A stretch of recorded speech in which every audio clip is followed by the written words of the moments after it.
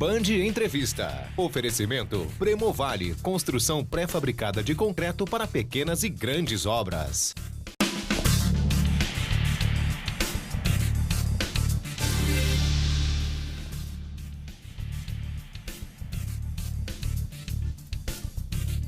Seja bem-vindo. A partir de hoje, semanalmente, a TV Band Vale abre um novo espaço para a discussão de ideias. Está no ar o Band Entrevista, que promete trazer as principais personalidades da região metropolitana para esta bancada. A proposta é mostrar para você de casa a realidade do Vale, da Serra, do Litoral e, por que não, apontar caminhos para que a população possa ter melhor qualidade de vida e um futuro cada vez melhor. Nesse programa de estreia, recebemos o deputado federal do PSDB e ex-prefeito de São José dos Campos, Eduardo Cury. Ao meu lado está o jornalista Elcio Costa, que é diretor do blog Dois Pontos, com passagens marcantes pelo jornalismo regional em veículos como a Folha de São Paulo, a Gazeta Mercantil e o jornal O Vale. Comigo, ele tem a responsabilidade de conduzir a entrevista. Eduardo Cury está no primeiro mandato de deputado federal, eleito com 185.638 votos. Antes, foi prefeito de São José dos Campos por 2 mandatos, entre 2005 e 2012. Deputado, obrigado por atender o nosso convite, prazer tê-lo aqui. Esse primeiro mandato, sua primeira legislatura como deputado federal, uma legislatura com impeachment de presidente, com a maior recessão do período democrático brasileiro, com deputados presos. O senhor acredita que conseguiu cumprir o que o senhor tinha como proposta e o que o senhor tinha proposto, inclusive, para os eleitores que acreditaram no senhor e o conduziram para representá-los em Brasília? Ó, Nicolini, uma luta muito grande, né? Você imagina, eu um deputado novo, chegando numa crise gigantesca do país, votei pelo impeachment da Dilma, na sequência votei pela cassação de Eduardo Cunha, depois pela denúncia contra o presidente Michel Temer. Eu pedi, fui o primeiro deputado a pedir o afastamento do presidente do meu próprio partido, Aécio Neves. Ou seja, é você brigar com muita gente, né? É um sistema que, na minha opinião, está exaurido. E no primeiro mandato eu tive que confrontar a esse modelo para fazer valer as pessoas que confiaram em mim. Ou seja, muita luta, muito trabalho, mas necessário para esse momento que o país está passando. Elcio Costa, estaremos semanalmente aqui. Um prazer estar ao seu lado. Prazer, Nicolini. Obrigado pelo convite à Rede Bandeirantes. Deputado, bem-vindo. Obrigado. Nesse cenário que o Nicolini colocou, que é um cenário complicado, que o político brasileiro está mais por baixo do que um umbigo de minhoca, como é que o senhor espera as eleições próximas de outubro? Fala-se que muito perda de voto, evasão de voto, gente anulando o voto. Como é que o senhor acha que vai ser o comportamento do eleitor aí e as dificuldades dos candidatos à reeleição? Primeiro que esse desgaste, ele é absolutamente justo e necessário. Ou seja, a classe política, como outros segmentos da sociedade também, extremamente desgastados, cometeram erros ao longo desse tempo, que não é só corrupção também, ou seja, decisões equivocadas, medidas, na verdade, que jogaram o país numa crise gigantesca.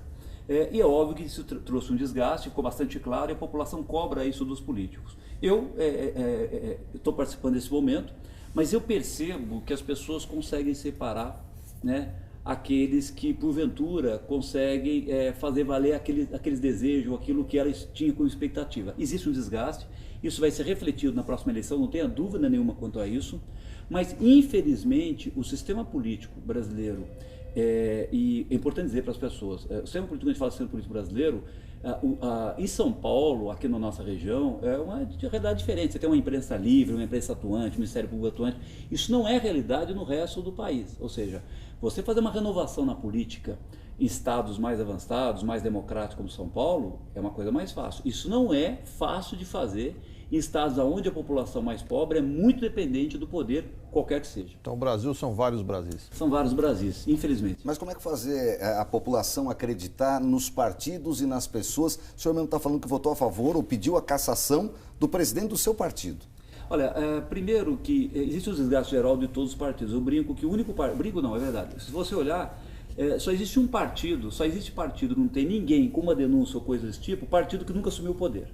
Né? Por quê? Porque os partidos são feitos por pessoas, e o problema está nas pessoas. Né?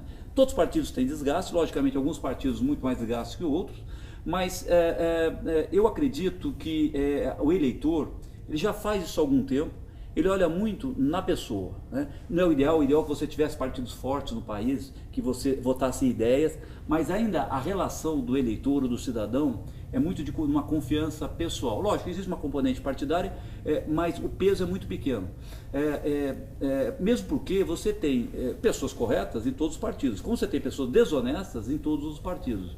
E agora está ficando bastante claro com esse grande debate. Um dado interessante, nós temos hoje perto de 100 deputados que estão em alguma lista, ou lista da Odebrecht, ou lista da OAS, ou envolvido em corrupção e tudo mais. 400 não estão. Mas isso não fica claro para a população. No Senado, o quadro é um pouco pior. Você tem perto de 30% de senadores, nem estou dizendo que eles são corruptos, eu estou dizendo que estão denunciados ou em alguma lista com algum tipo de acusação. A questão é que o sentimento é de tanta decepção, principalmente por causa da crise econômica, que essa descrença acaba resvalando para a classe política. E nesse momento, mais grave ainda, ela está chegando em outros poderes. Por exemplo, o desgaste nesse momento do judiciário, com a questão dos tetos que estão... não existe um teto salarial, agora até no Ministério Público. Então, isso tudo passa uma certa descrença e desesperança para o próprio cidadão. Mas por que não se depura isso, deputado? Os próprios partidos não se depuram. E aí vai o seu, o outro e do outro lado. Olha, como eu disse para você, quando houve a denúncia do Aécio Neves, eu fui o primeiro a vir para público, eu gravei um vídeo pedindo o seu afastamento. Isso é muito difícil de acontecer nos partidos. Porque, primeiro, existe uma relação pessoal. Existe uma relação, às vezes, de dependência de votos, né? Ele foi apoiado por alguém. Não estou falando do meu partido, isso no Brasil como um todo. Eu vou dar um dado, vou pegar o Rio de Janeiro, que é um caso que todo brasileiro está acompanhando. Nós temos todos os ex-governadores presos, está correto? Quase todos os ex-governadores presos. É bom lembrar, todos eles tiveram mais de 50% dos votos dos cariocas. Ou seja, mais de 50% dos cariocas votou em cara corrupto. Então, o problema é mais complexo do que os partidos e do que os políticos. A sociedade brasileira tem que acordar para isso. Estão falando do Rio de Janeiro. O Rio de Janeiro está sob intervenção militar, né, na área de segurança pública. Na votação do projeto de intervenção enviado pelo presidente Temer, o senhor votou a favor da intervenção, mas fez críticas. Isso é incoerente de alguma forma? Não. Primeiro que eu acho que a intervenção é necessária, porque é uma das poucas ferramentas que ainda sobrou para ajudar o pobre cidadão de bem do Rio de Janeiro, ou pelo menos a parcela de bem que procura fazer as coisas corretamente. A polícia com alto grau de corrupção, o Estado, o Executivo, quase todo ele comprometido, os ex-governadores presos, o Judiciário, juízes presos, Tribunal de Contas com conselheiros presos, ou seja, o Rio de Janeiro chegou no estágio no qual o cidadão comum está se sentindo desamparado. Ora, era necessário uma intervenção. A minha preocupação é que essa intervenção não pode ser prolongada, por quê? Primeiro, o Exército e as Forças Armadas não são preparadas para isso, né? Ela não foi treinada para esse tipo de coisa, jogar ela numa guerra por um longo tempo no qual não foi preparada. Segundo, não pode eximir os governos do Rio de Janeiro, os políticos, de assumir suas responsabilidades. É muito fácil agora chegar, quando você manda uma força federal para lá, quem paga são todos os brasileiros. Ou seja, eles gastaram dinheiro com Olimpíada, corrupção. Gastaram dinheiro com estádios de Copa do Mundo, corrupção. Fizeram investimentos desnecessários e obras superfaturadas com esgoto que nunca terminaram.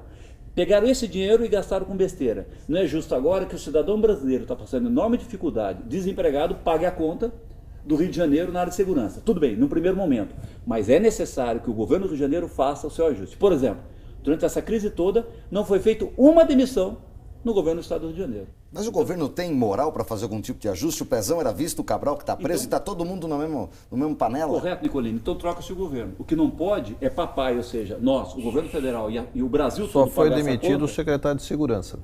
Saiu. Me parece que esse último, pelo menos, pareceu uma pessoa bem intencionada, porque naturalmente, como houve uma intervenção... E acabou o cargo dele. Saiu o secretário. Agora, é importante que não é uma ou duas pessoas, ou seja, o Rio de Janeiro vai ter que fazer uma autoanálise e entender.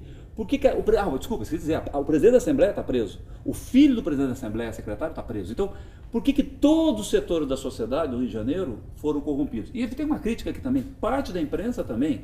Quando, por exemplo, houve a ECO 92, que na verdade, em vez de prender os traficantes, e na verdade fizeram eles saírem do Rio de Janeiro e eles vieram para outros estados, quando houve a invasão no Complexo do Alemão, aquilo foi fake, foi uma mentira.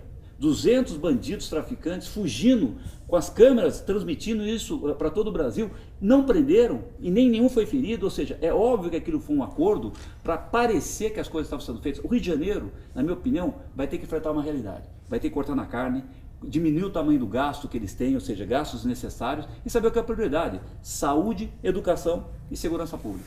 Primeiro intervalo, Band Entrevista volta em instantes, hoje recebendo o deputado federal Eduardo Cury. Não sai daí.